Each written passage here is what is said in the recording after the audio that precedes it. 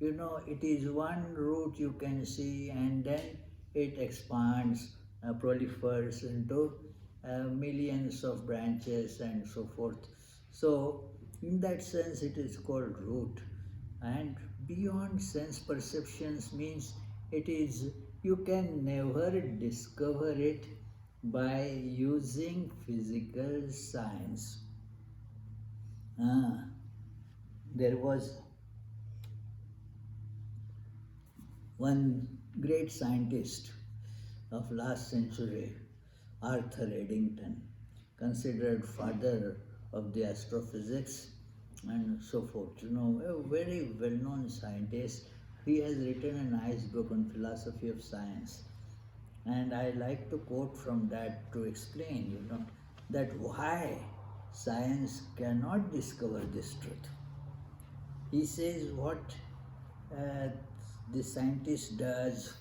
Imagine somebody who is doing research in this aquatic creatures. So goes to a pond with a net and then throws the net in the pond and examines the catch. Science means that, do you do experimentations, you do observation, then generalize those observations to arrive at conclusions. That is the accepted method of science. And then, of course, verification of those conclusions. So he puts that net and then examines the catch. And after observing, he comes to the conclusion that two conclusions.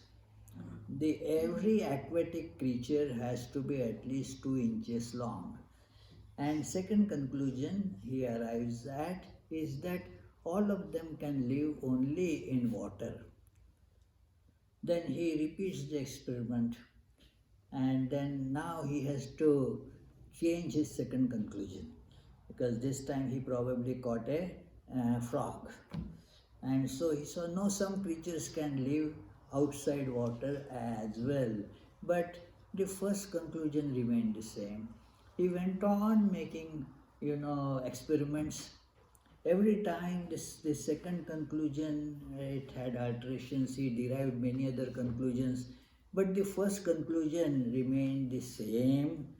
And the simple reason for that, the distance between the two threads of the net is 2 inches. So that is the reason for that. So he then says that, look, we put this net of our sense organs on this world, and whatever we can find, we try to observe that. What cannot be caught in our sense organs cannot be understood. Science is limited only by this. Nothing can be determined by physical science which cannot be caught in this net of 5 sense organs. Vedanta goes a step further, says that even what you catch in that net, you cannot form any conclusion because your knowledge is so partial. For example, you caught a fish that was, say, 6 inches long. But when the fish had its birth, it was not 6 inches long. So you will never be able to discover or know how the birthing takes place for the fish. So even the knowledge that we get from the sense organs, that it is, if say Jill says, oh, I don't want to care, I am satisfied with whatever comes in my sense knowledge, I am happy with that, I don't. But no, even that you will not be able to know fully by this. This Arthur Eddington doesn't say this, but Vedanta says this, that your knowledge will be not only partial, it will be misleading. It will not at all be worth calling knowledge. It is an extreme, that Vedanta view of this. Sri Ramakrishna used to say that, and it is in Mundak Upanishad also, that what we call here as knowledge, they are actually varieties of ignorance. Varieties of ignorance get the name knowledge. It is because it changes, what we knew in the COVID time. It was so funny, It is all sometimes, oh, that virus will die when the temperatures rise. That was the first thing that I read from one who was involved in that research on that virus. Then the things change. Oh, summer temperatures are heating up, but the virus continued. Oh, this virus, the blunderous observation that was published at that time, that it is not airborne virus. This was published by World Health Organization, and so it is contact borne. So and therefore, if you have these proper sanitary habits and so forth, you will not get it. Soon that was shown to be terribly wrong. Then it was shown that, oh, if you remain 7 feet away, where from that 7 feet an arbitrary number came up, that it is, and all scientists, it is, the science is like that. That science of last month and this month, so much difference.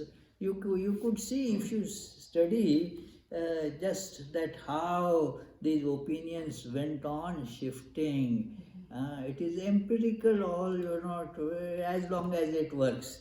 I have got, that for a long time now, I have got some cramps in my toes.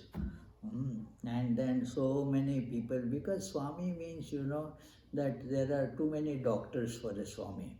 And that everybody says this, do this. And not only that, they bring the medicine. Now, you see, here it is for you, my great grandfather was helped by that. So it is now the proper professional doctors of all pathies, they also told her, try this. If this doesn't work, try this. If this doesn't work, try that. Now this is can we call it knowledge? And this is in all fields, that what was they considered to be knowledge at one point, then we see that it is changed. Somebody gets Nobel Prize for discovering something, and then after 10 years, somebody who disproves that gets another Nobel Prize. So what is the nature of this knowledge? It has some, empirical utility. That's about it. But as to the truth, its worth is not knowledge, but ignorance. It is, in biblical story of Genesis also, this idea has been told. It is all ignorance that passes for knowledge. So, in Shiva Sutras of that Vasugupta's great text for the Shaiva Sampradaya, for your Nath Sampradaya also, that it is that Jnanam Bandha, this knowledge is bondage. It is, because it is not knowledge. How knowledge could be bondage? This knowledge means knowledge of variety. Sri Ramakrishna says that the ignorance has varieties. Knowledge has no variety. So therefore, these are all varieties of ignorance, not really knowledge. So this universe therefore remains unknown, the root of it. We see this, but wonder how, when, why this universe came about. And yet we want to get to the root. which is up. Again, up has another significance there. One is we see that up is better. Also, the up means it takes effort. You have to rise up, you have to work against gravity, It is. So, going up is working against gravity. Our mind, body, all that has this tendency to pull us down, and we call it down to earth. But it is, we are sticking to earth, all the earthly so-called pleasures which are other names of pain. We call them pleasures, but as Lord Krishna says, dukkha yonaya evate, means they are the birthplaces of miseries, these pleasures of the senses. You run after them, and then what happens? You get misery. It is such a contradictory thing. If you go for pleasure, what you should get? Pleasure, isn't it? But instead you get misery. That is how our efforts are involved with so much contradiction. Those who want to, have a more understanding, I suggest read Swami Vivekananda's book Jnana Yoga. In that Jnana Yoga, you will see these 3 wonderful chapters on Maya. That it is that we have this contradiction in everything that we do. We say we live, but we are dying every day actually. We call it living. The word death and life are contradictory. But yet we say we live, and while doing that we are moving towards a certain death. So are we not dying? Every day we are dying, moving towards death. So you can call it dying every day. So this is how the contradictions, happiness and misery, contradictory, but they are so intertwined that you call happiness, it becomes misery. So that is how this, nobody conscientiously, deliberately thinks, let me get more misery. Does anybody say here? What? Do you think you want more misery? Nakki? Okay. Nobody says I want more misery. And yet that is what we get, even without wanting, It's a package deal. That you get it together. Happiness and suffering packed together. So this is how this contradictory nature of this urdhvamulam adhashakham ashwatham. This is the tree.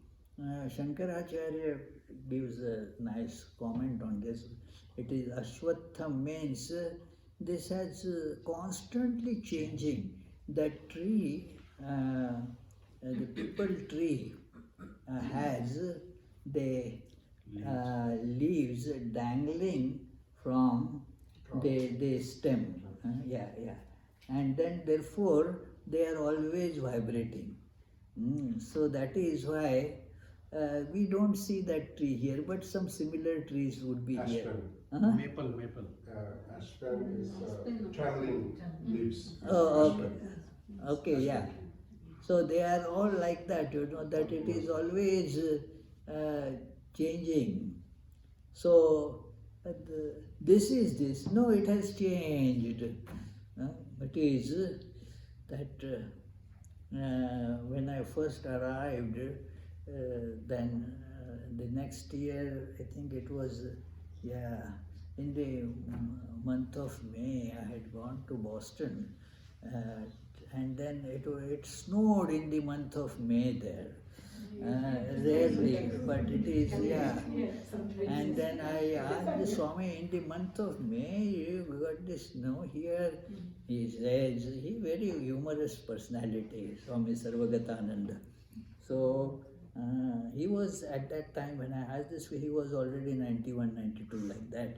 So, he said, in this May, month of May, it can be very hot, it can be very cold. It may rain, it may be dry.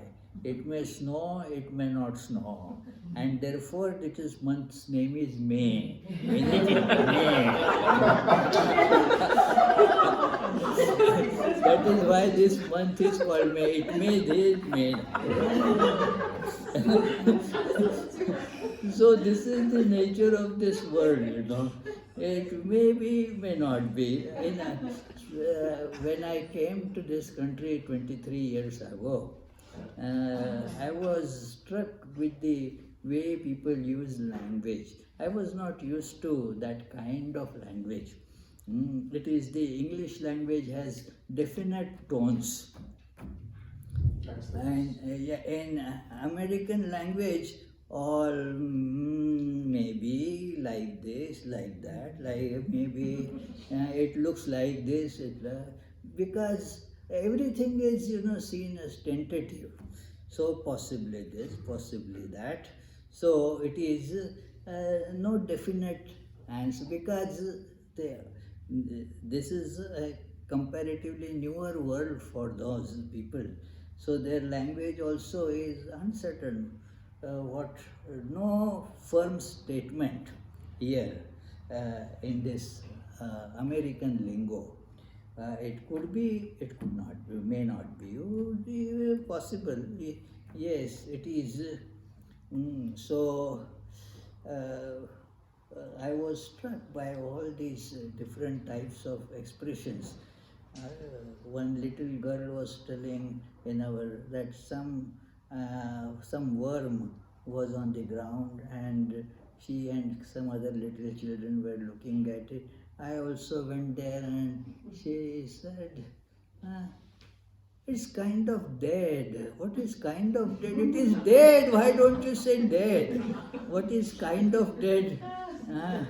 It is. So, but that kind of expression is so common in America. That kind.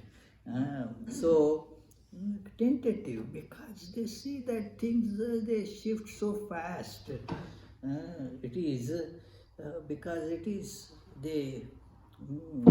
a country built on this economy, and the fortunes, they keep on shifting now and then all the time. So, this is how the world is. Nothing certain about it. May not, who knows? Who knows? It is, we don't know. So this is the Ashwatha. And how it is Prahu, means it is called like that, Avyayam. It never ceases to be. It is always there. It doesn't, Avyaya is again a contradiction here, that it is always shifting. Avyaya means nothing actually is spent from that, nothing changes there. But it changes and it doesn't change. That is how this refers to the idea in the 13th chapter, that in every experience that we have, every single experience, there is a changing aspect to it and there is the unchanging aspect to it. We all have that unchanging aspect in us, that, for example, Jill was, say, 2-year-old. You were 2-year-old? I was a 2-year-old. Sometimes, yeah. Yeah, sometimes she was 2-year-old.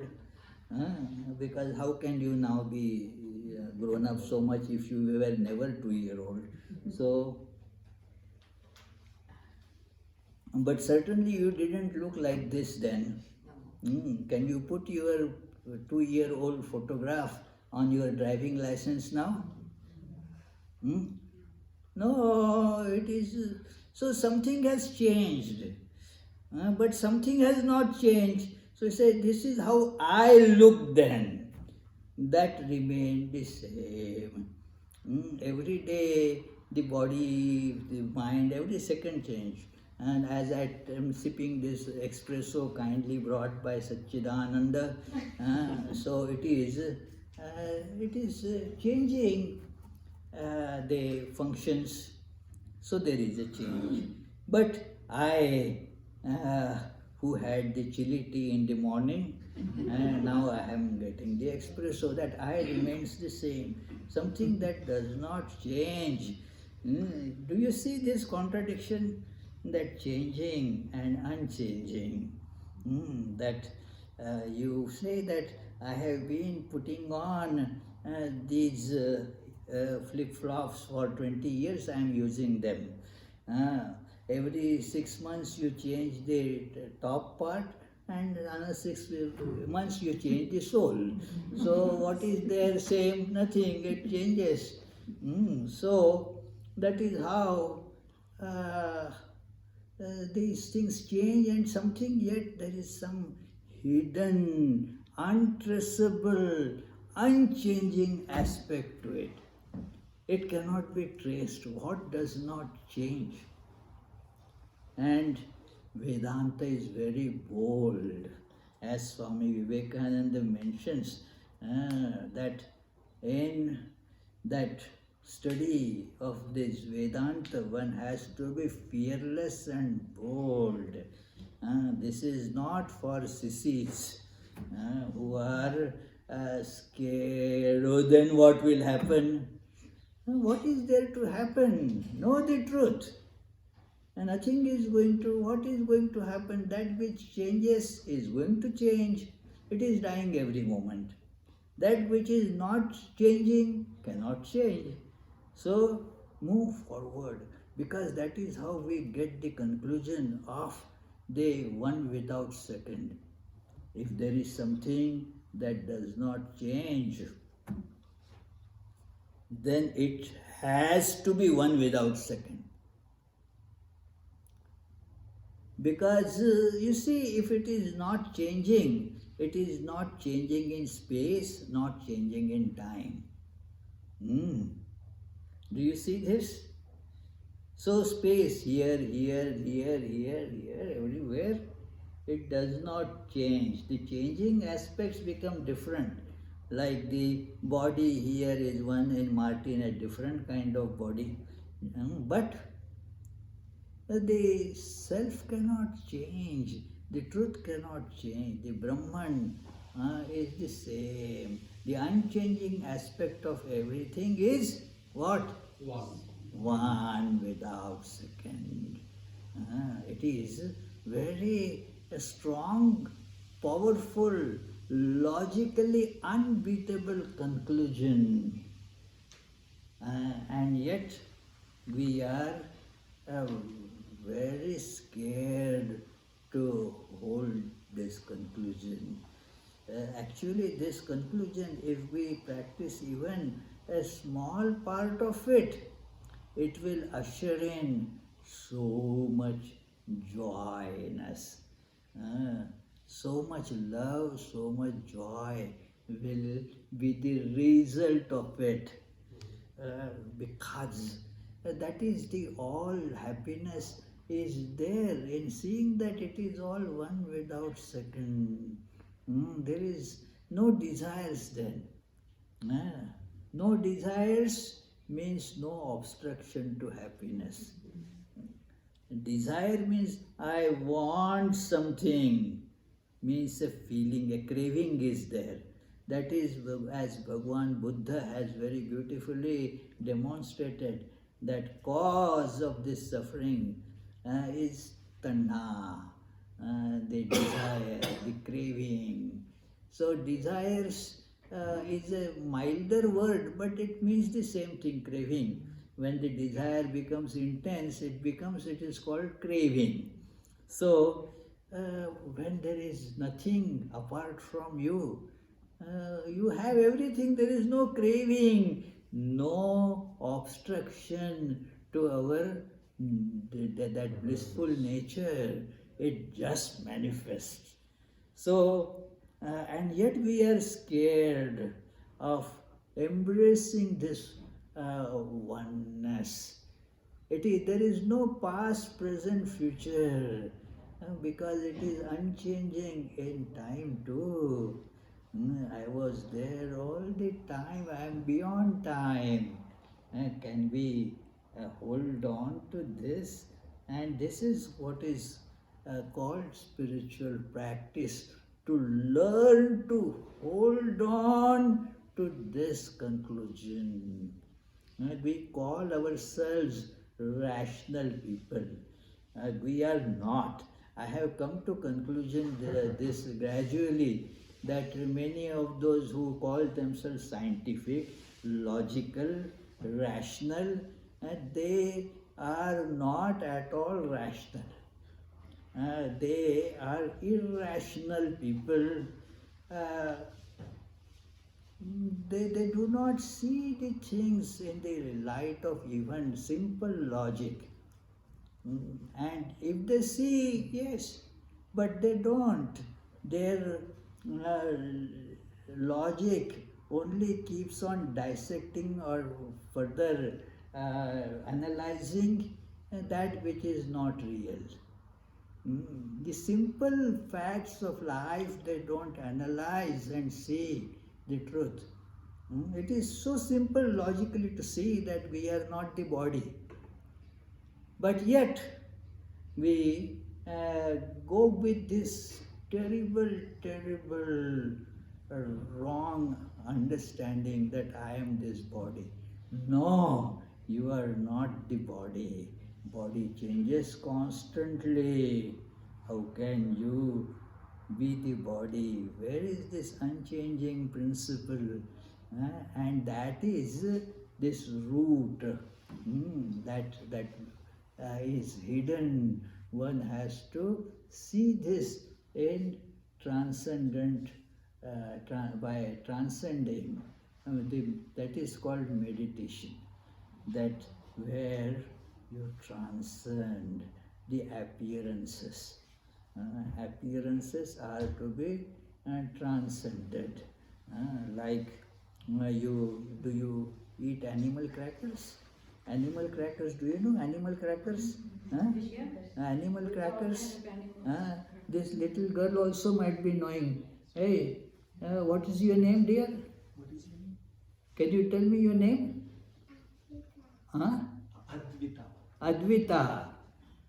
So, have you ever eaten animal cracker? You eat fish crackers. Fish crackers.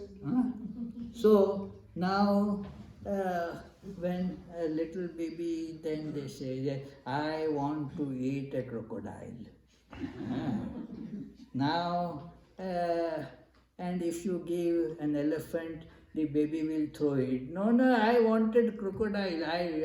Now I am wise enough to know what is crocodile and what is elephant. I know the difference between the two. That is actually why the little ones, they are given those things, to train them about the different animals, how they look and so forth. But when that little baby starts going to kindergarten, already knows that what is crocodile is also elephant. What has happened? Transcendence of shapes. What is the difference in that crocodile and the elephant?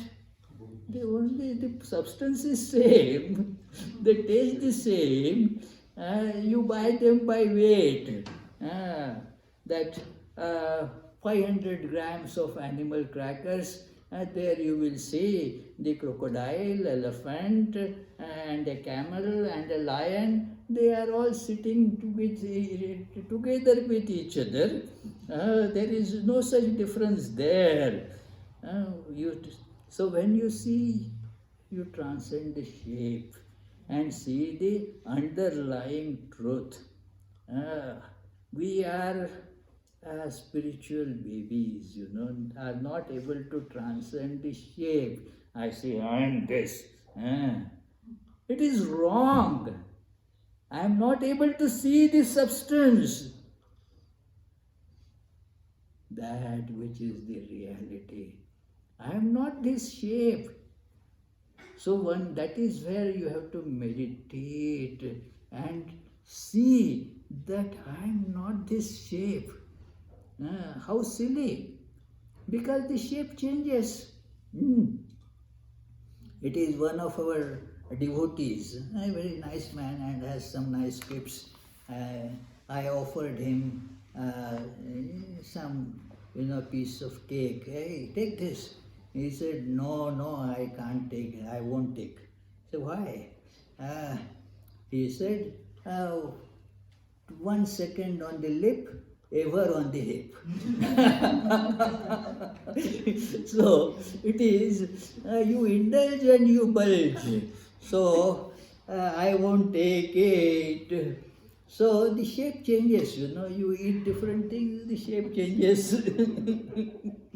So it is, you are not the shape, but still we are not able to shake off this idea. This simple thing, that I am not this body. And thus, when you know this, see how much freedom you get. Then you are not bothered by your age. You are, because age is for the body. You are ageless. You are changeless. You are not the body. Just as you don't identify yourself with the shirt that you are wearing, like say this Satchidananda is wearing this blue jacket and all, but that is not his color, it is the color. Even if he wears a white jacket, doesn't matter. So body is just a little inner jacket, that's all, nothing more than that. It is. So one has to learn to transcend this. So you know that, then you have no age at all. And the problem of whether young or old doesn't happen, It is one lady was asked, hey, what's your age? One should not, I learned 23 years ago after coming to US, never ask any lady her age. It is the wise person who wants to be in general, not to be scorned by women. One should remember their date of birth, but never the year of birth. It is so. It is so that 25 years. And then but somebody who was listening said, oh, 10 years ago also you told the same thing. And that lady said, I am a person of my words, I don't keep on changing my statement now and then. I am not a politician. I stick to my statement. So it is, no, the body is changing, it has age. It has age. So, but when you are not body, you are not affected by that. Do you get it? Yeah, the body, it is the age of the body.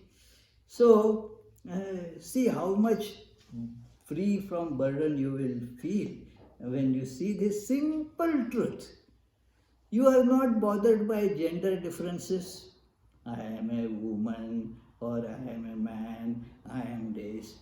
It is, no, because that is something of connected to body.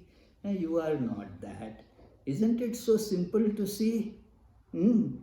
Just one single step, simple logical step to see that I am not body. In one class, I go to schools and colleges. So in one school, I was telling, somebody asked, how do you say that we are not bodies? So I asked him that, It is, I was talking, do you remember? No, probably, yeah, I was absent-minded. So you were physically present, but were you really present?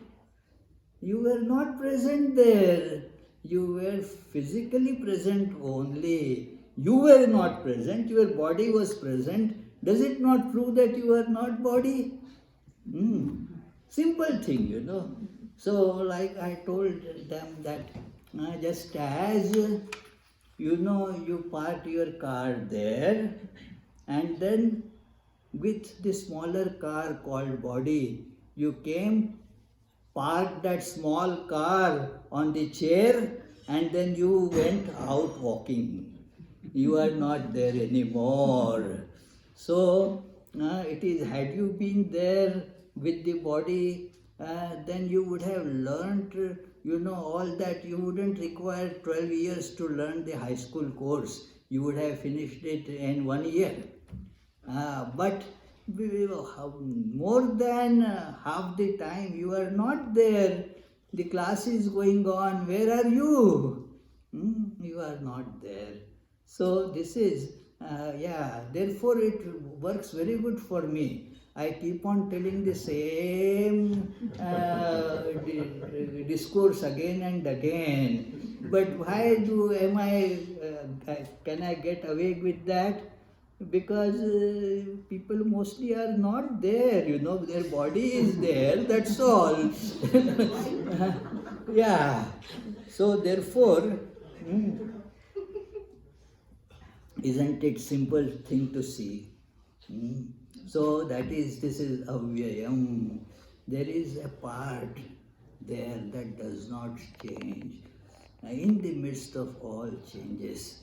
So, and then chandansi yasya parnani. The Vedas, chanda means, some English translations they say meter, but it is not here meter. Chanda in that connotation means Vedas, the scriptures, that is called chanda. Chanda has other meaning also, meter, but that is not what is connoted here. That is why one has to read it very carefully. It is in Brown University, I had gone to one class. I was not supposed to be there, but I gave one class there, and then another professor of Hinduism, yoga, was giving another class. So, and being his friend, I says, I'll sit in your class also. And then what translation he used, I don't know. Hatha yoga he was telling, and translated it as obstinate yoga. Really, see, this is the Brown University is one of the very prestigious universities. Ivy League. It is, one has to do multiple PhDs and this and that to get job there. And he was telling, this is Hatha Yoga is obstinate yoga. And I asked him, well, where do you get this meaning, obstinate yoga? He probably put that Hatha word in Google, and then so many meanings that Google might have given, he used one of them. So it is very, I told him after the class, I didn't tell him in the class, that would have been very disrespectful. But after the class, he said, I'm very sorry. This is, I understand, it's not, probably you are right, it cannot be the meaning. I was also wondering how it can be an obstinate yoga. So, will you, after this break again, I am going to continue. Will you give this class, give the proper explanation to the students about this? I said, okay. So, the next class I gave about Hatha Yoga. So, the point is that it is, the simple translation is not giving you the right intended meaning. It is it is like in America, I don't know it is here or not. When I came, there was that, I think a couple of years later there was election, and somewhere I was reading there is the word I came across, gerrymandering. Gerrymandering. I asked one of our senior devotees that what is this gerrymandering? Who is this Jerry? Because I knew the name gerrymandering. It is. He said, no, it is gerrymandering means the constituencies are determined, their boundaries are determined by a dominant party in that region so that it will be able to win that election there. So, because certain areas that they have more prominent votes, so it is, so that region, such regions are brought together so that they will get to win from there.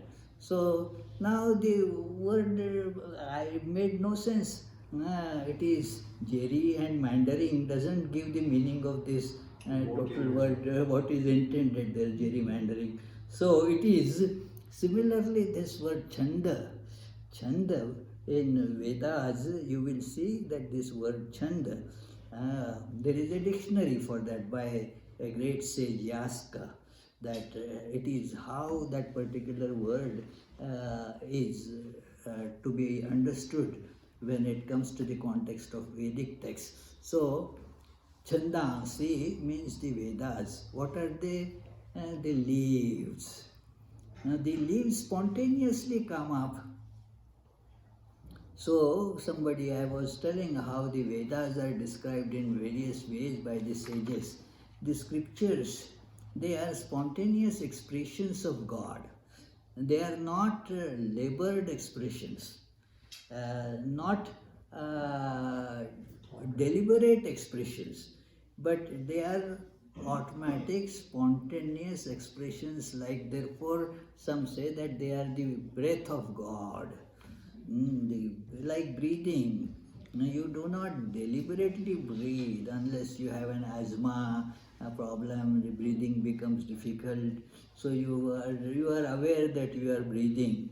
Otherwise, one is not aware that we are breathing. It's just a spontaneous expression of your living.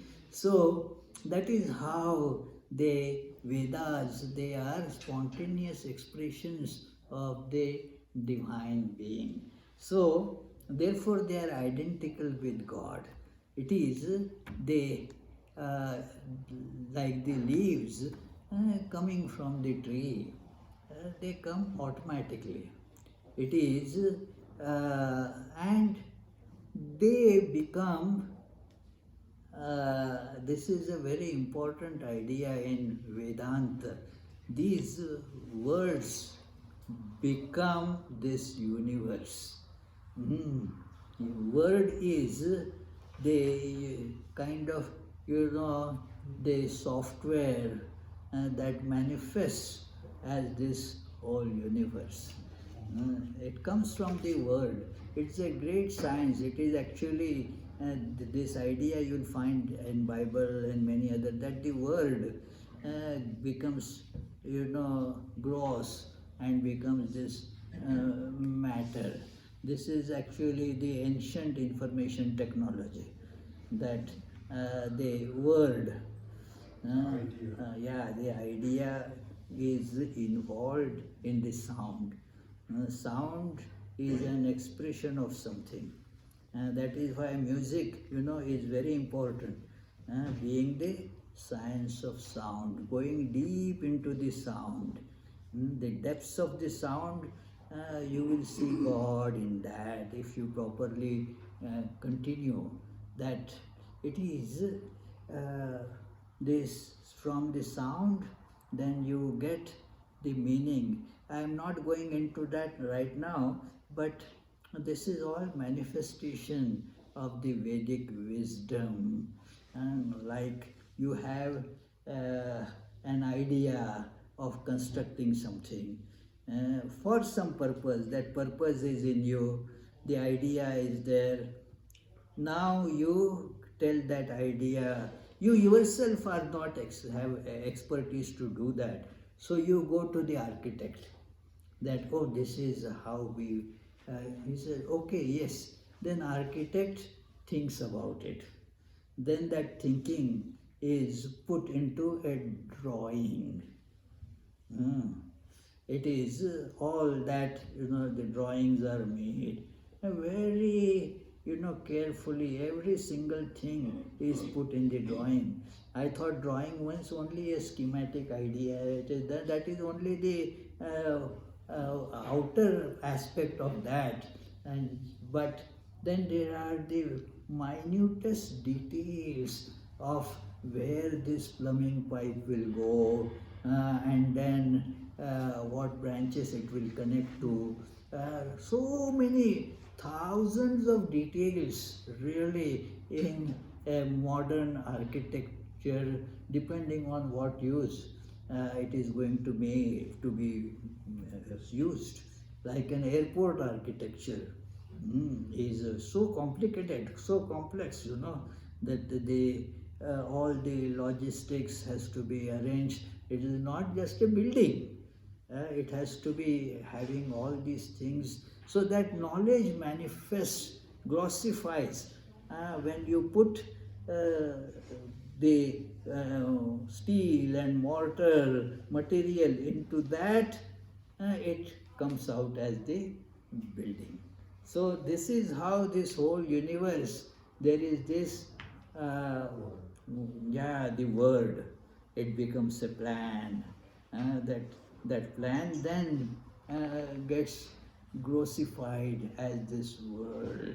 So in the beginning, therefore, was this word, and that was the God. Om, as we say in Mandukya Upanishad, in Bhagavad Gita also, you get this idea.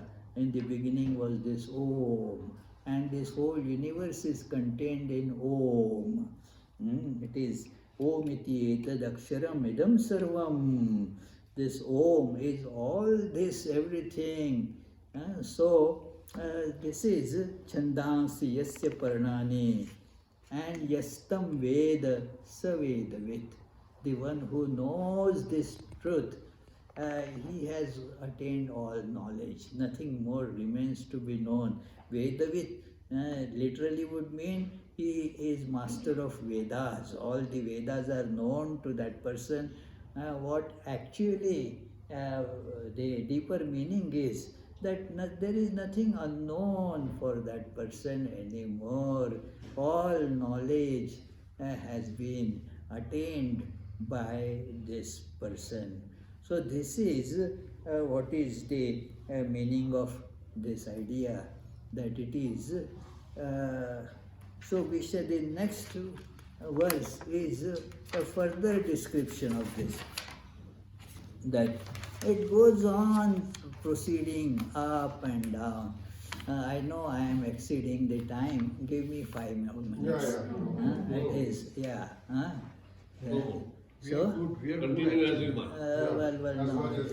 Then I won't torture you too much. It is, yeah, it is. But it is. This second verse is just to complete the sentence. It is the first verse gives only one clause. The sentence is not complete. Adhaschurdhvam prasrutastasya shakha guna pravriddha vishaya pravala adhascha mulani anusantatani karmanubandhini manushya loke. A tremendously rich idea is presented here, that a comprehensive, that how our life is entangled in that fed by the three gunas and having sense objects for their tender leaves, the branches of the aforesaid tree in the shape of the different orders of creation extend both downwards and upwards, and its roots, which bind the soul according to its action, in the human body are spread in all regions higher. Lightning strike. Well, that is, yeah. May rain. It may